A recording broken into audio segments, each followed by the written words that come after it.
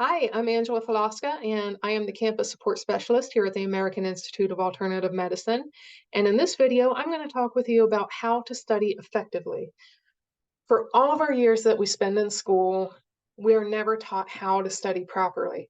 We go to our classes, we listen to the instructors, we follow along with the PowerPoints, we take our notes, and then we're given our homework assignments, and we're told to go home and study. That's it, just go home and study.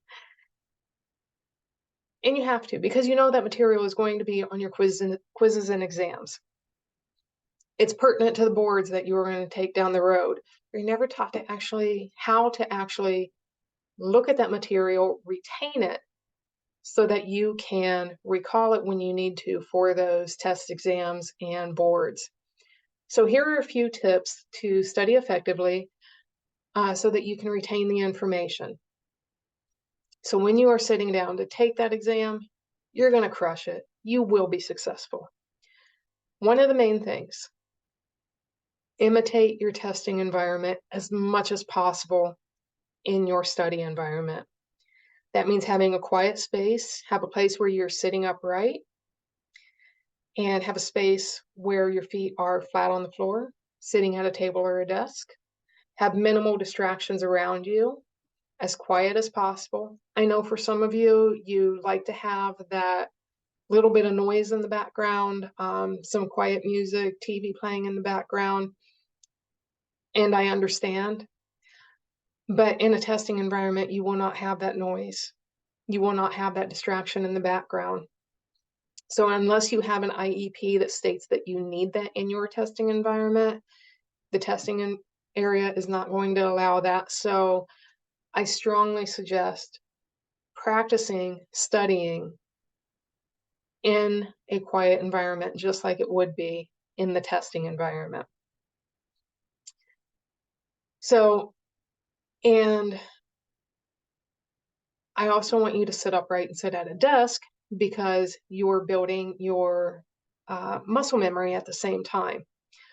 So when your body's in the right position or the same position as you would be during testing, your auditory is going to be taking in minimal noise like you would during testing. And then your brain's just going to be focused on what it needs to be focused on during testing.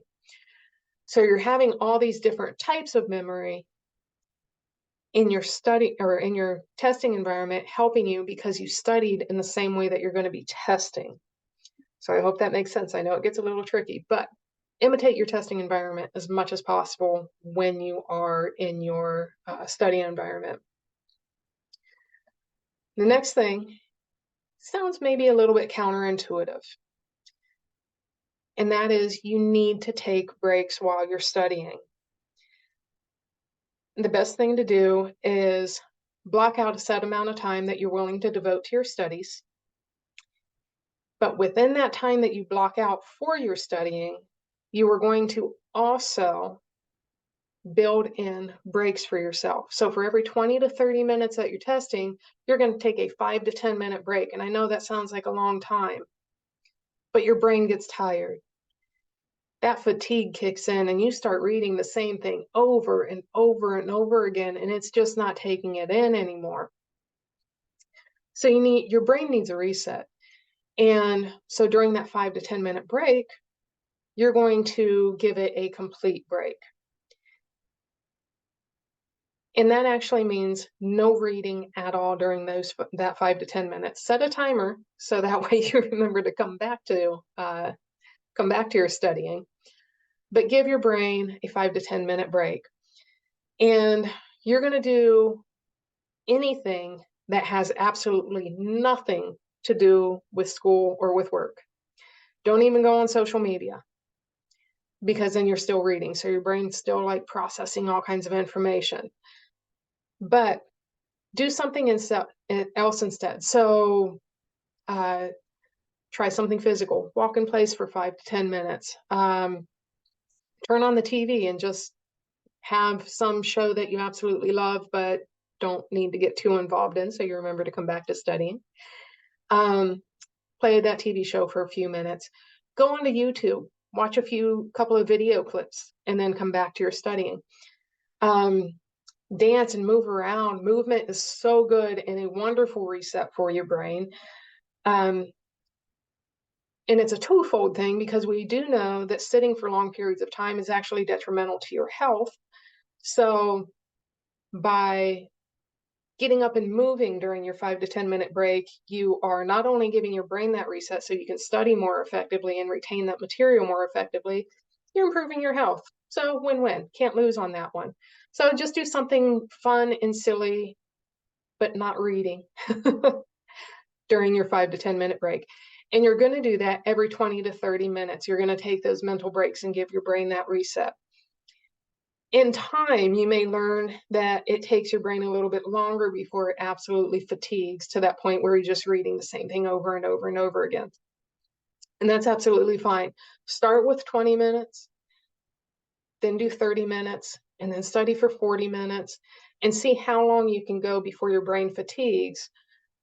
But it takes practice and time. So start with 20 minutes, 20 to 30 minutes, find a good stopping space, take that break. Now, when you're actually sitting down to study, to go through your materials, that does not mean you're just going to read something over and over and over and over again. That is not an effective way of studying. Unless you have an eidetic memory, and that helps you memorize everything. But majority of the population, we don't have that eidetic memory. So we need to have better ways to study so that we can retain the information. This is where you are going to highlight material and you're going to physically write out material. Highlighting can be a little bit tricky because you have to discern what is actually important for you to know and what you can not worry as much about. Same thing with handwriting things out. It may feel like on some sections you need to highlight that entire thing. I promise you, you don't. But it just takes practice to learn how to discern the important information from the excess information. I don't have a secret magic trick to help you know what's what. Unfortunately, that just takes getting to know your material and getting comfortable enough with it to know what to highlight and what not to. For physically writing out, you can write out definitions that you know are important. Some facts that are important. The act of physically writing out triggers another part in your brain. So again, you are activating multiple parts of your brain while you're studying. So the act of highlighting and the act of physically writing things out are going to trigger multiple parts of your brain while you're studying. So that way you can actually retain the information. And not only retain the information, but then recall it when you are sitting down to study. So, quick overview. Study in a space that mimics your testing space as much as you possibly can. Take breaks. Highlight with discretion. Write out important content and definitions as you go. If you do those things, you should be able to find yourself being more successful in your quizzes, exams, ultimately your boards. I hope these tips help you. I hope they work for you. It takes practice. It takes effort, but you can do it.